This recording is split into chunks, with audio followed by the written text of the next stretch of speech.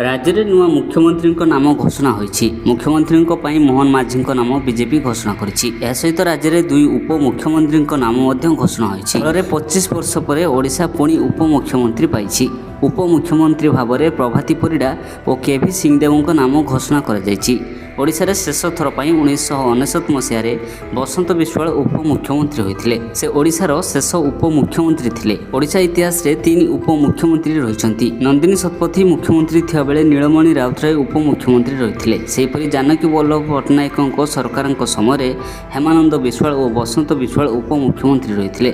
तेबे 25 वर्ष पर पुणी एबे ओडिशा को उपमुख्यमंत्री मिली। एबे प्रभाती परिडा और केवी सिंहदेव को बीजेपी पक्षर ओडिशार उपमुख्यमंत्री कर केवी सिंहदेव ओडिशा बीजेपी जन वरिष्ठ नेता। से पाटनागढ़ निर्वाचन मंडली चलित 2024 निर्वाचन को मिसाई 6 थर निर्वाचित होती। 2019 से बीजेडी रे सरोज मेहर पराजित होते। 1995, 2000, 2004, 2009, 2014 से पाटनागढ़ आसन निर्वाचित होते। एवं 2024 से निर्वाचित होती। 2004 रु 2009 पर्यंत बीजेडी बीजेपी मेंट सरकार थिया बेले केवी सिंहदेव कैबिनेट मंत्री रही। सेपरी प्रभाती परिडा 2009 मसीह राजनीति पाद देते। से निमापड़ा निर्वाचन मंडली स्वाधीन प्रार्थी भाव लड़ी पराजित होते। यापर 2014 बीजेपी टिकेट पर निर्वाचन लड़ी और पराजित होते। 2019 से पराजित होते। एत थर निर्वाचन हारिबा पर से दलर सक्रिय सदस्य भाव काम कर आसुले।